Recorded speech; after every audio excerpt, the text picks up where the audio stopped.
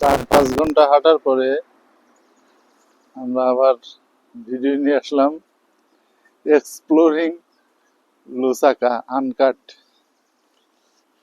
তো এই হচ্ছে অবস্থা। এটা একটা আবাসিক এলাকা। আমরা মোটামুটি 4-5 ঘন্টা ধরে হাঁটতেছি। তো খুব খারাপ অবস্থা, শুনশান এলাকা, রৌদ্রের অনেক তেজ আছে, কিন্তু যখনই ছায়ার ভিতরে যাচ্ছি তখনই একটু ঠান্ডা ঠান্ডা লাগছে। বেসিক্যালি এখন শীতকাল, আর এই মুহূর্তে টেম্পারেচার 25। আকাশ একদম নিট অ্যান্ড ক্লিন।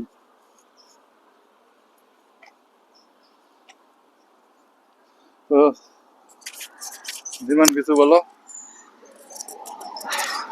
আসলে শহরে দুই পায়ে চলাটা খুবই কঠিন, কেননা কোথাও ঢালু কোথাও উঁচু। শহরটি খুবই সুন্দর, এখানে কার ছাড়া চলা অসম্ভব। আমরা একবার কখনো খুব উঁচু রাস্তায় উঠছি পাহাড়ের টিলার উপরে, আবার কখনো ঠিক নিচে নেমে যাচ্ছি। আমরা খুবই সুন্দর জায়গা দিয়ে যাচ্ছি, এখানকার রাস্তাঘাট খুবই পরিষ্কার। এখানে যারা চলাচল করছে সবাই খুব সুন্দরভাবে চলাচল করছে। আমরা আহ, আমাদের খুবই ভালো লাগছে এখানে, আমার খুবই ভালো লাগছে। আমরা এখানে প্রচুর গাছ দেখতে পাচ্ছি, এবং গাছগুলো তারা ডেভেলপ করার সময় এখানে যখন রাস্তা তৈরি করে গাছগুলোকে রেখেই তারা রাস্তা তৈরি করছে, খুবই সুন্দর। এটা ছিল আমাদের এখনকার মতো হাঁটার। আমরা একটি ছোট রাস্তা থেকে এখন একটি বড় রাস্তার দিকে যাচ্ছি। ঠিক আছে, সবাইকে ধন্যবাদ। আমাদের সামনের ভিউ দেখাচ্ছি।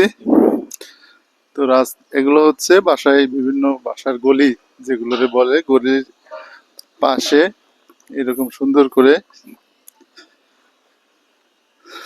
গার্ডেন করা আছে।